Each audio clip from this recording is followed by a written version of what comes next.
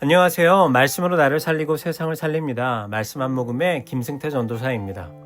오늘 공동체 성경 읽기 본문은 예레미야 32장에서 33장까지의 말씀인데요.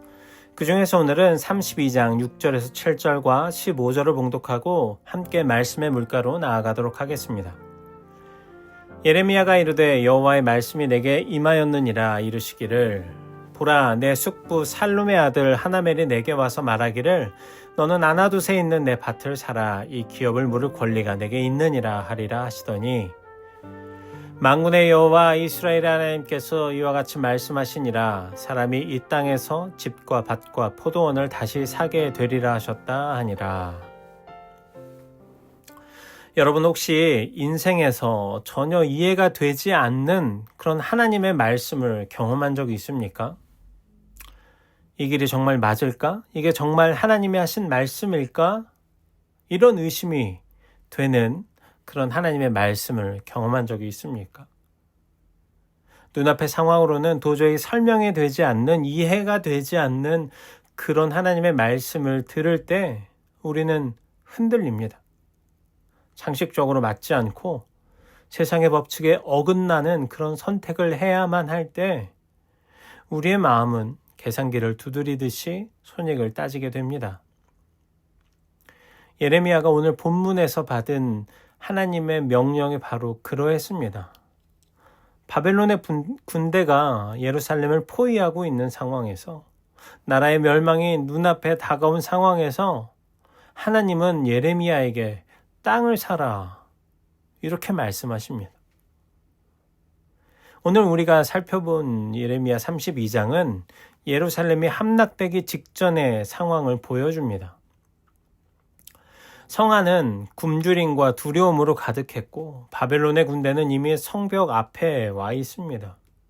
그런데 하나님은 예레미야에게 고향 아나돗의 밭을 사라고 말씀하십니다. 여러분 이게 말이 됩니까? 몇 달 뒤면 바벨론이 모든 땅을 다 차지해 버릴 텐데 그 땅을 사는 것이 무슨 소용이 있겠습니까? 현실적으로 보면 이건 손해보는 투자이고 미련한 행동입니다. 그럼에도 불구하고 예레미야는 하나님의 말씀을 따라 계약을 맺습니다. 은을 달아주고 증서를 작성하고 그것을 봉인하여 보관했습니다. 왜냐하면 하나님께서 이렇게 약속하셨기 때문입니다.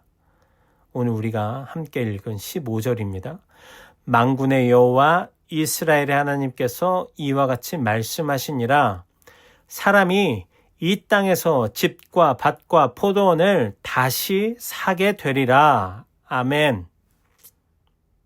예레미야의 순종은 상황이 아니라 말씀에 근거한 것이었습니다. 예레미야는 바벨론의 창끝이 아니라 하나님의 약속을 바라보았습니다. 그 약속이 지금 당장은 보이지 않더라도 그것이 언제 이루어질지 모르고 또 그것이 이루어질지 안 이루어질지 확인할 수 없어도 그것을 말씀하시는 분이 하나님이시기 때문에 하나님의 말씀이기 때문에 하나님의 약속이기 때문에 예레미야는 그대로 순종한 것입니다. 우리의 인생에도 이러한 상황들이 있습니다.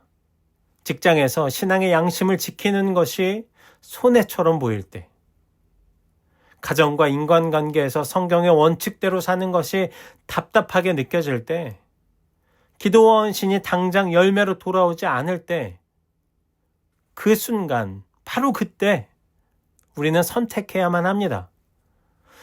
보이는 이익을 따라갈 것인가? 아니면 보이지 않는 하나님의 약속을 따라갈 것인가? 세상은 우리에게 이런 순종은 미련한 것이다 라고 이야기합니다. 누가 그 순종을 알아주냐라고 이야기합니다. 그러나 여러분, 하나님의 말씀에 따른 순종은 결코 헛되지 않습니다. 왜냐하면 순종의 결과를 책임지시는 분이 바로 하나님이시기 때문입니다.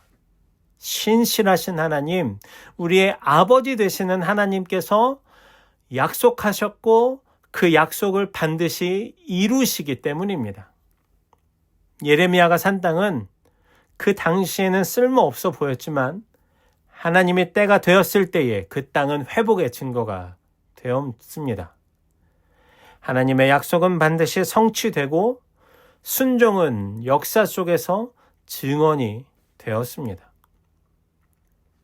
사랑하는 우리 요셉의 청년 여러분, 하나님의 명령이, 하나님의 말씀이, 하나님의 약속이 이해되지 않을 때 우리는 두 가지를 기억해야 합니다. 첫 번째는 하나님의 말씀은 우리 현실보다 크다는 것입니다. 현실은 변하지만 하나님의 약속은 절대로 변하지 않습니다. 둘째로 순종은 하나님께 우리의 믿음을 드리고 맡기는 행위입니다. 순종하는 순간에 우리는 결과를 우리 스스로 책임지지 않고 하나님께 맡기는 것입니다. 그리고 하나님은 반드시 책임져 주시는 것입니다. 오늘도 하나님은 우리 각자에게 하나님의 말씀에 믿음으로 순종할 것을 요구하십니다. 그 순종이 직장에서는 아주 작은 정직일 수도 있고, 관계에서는 때로는 용서일 수도 있고, 또는 미래를 보장받지 못하는, 보이지 않는 어떤 하나님의 약속에 대한 믿음의 결단일 수도 있습니다. 그러나 여러분, 눈에 보이지 않아도, 이해되지 않아도, 미련한 길인 것처럼 보인다 할지라도 그 하나님의 말씀에 순종하십시오. 그 길의 끝에서 하나님의 약속은 반드시 이루어집니다. 우리가 이루는 것이 아니라 신실하신 하나님께서 그 약속을 반드시 이루십니다. 그리고 그때 우리는 알게 될 것입니다. 그리고 고백하게 될 것입니다. 하나님을 찬양하게 될 것입니다. 하나님은 약속을 지키시는 분이십니다. 하나님은 신실하신 분이십니다. 그 하나님이 우리와 함께 하십니다. 이제 기도의 물꼬를 함께 나아갑시다. 사랑과 은혜가 풍성하신 하나님 아버지, 오늘도 하나님의 말씀을 허락하심에 감사합니다. 하나님, 우리 눈에 보이지 않는다 할지라도 주저하지 않게 하시고, 이해되지 않는다 할지라도 순종을 미루지 않는 우리가 되기를 소망합니다. 말씀하신 주님을 신뢰하며 오늘도 그 믿음의 한 걸음을 내딛길 소망합니다. 하나님, 우리나라와 민족이 하나님 앞에 다시 무릎 꿇기를 소망합니다. 하나님을 경외함으로 겸손하게 순종하는 나라가 되게 하여 주시옵소서. 갈라진 이 땅이 하나님의 사랑으로 하나가 되게 하시고 복음 안에서 평화적인 통일을 이루게 하여 주시옵소서. 오늘 하루를 주님께 맡깁니다. 우리와 함께 하여 주십시오. 하나님의 사랑을 듬뿍 경험하는 하루가 되게 하여 주십시오. 만남의 축복도 더하여 주십시오. 감사합니다. 사랑합니다.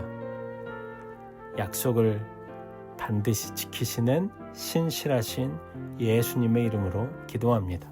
아멘.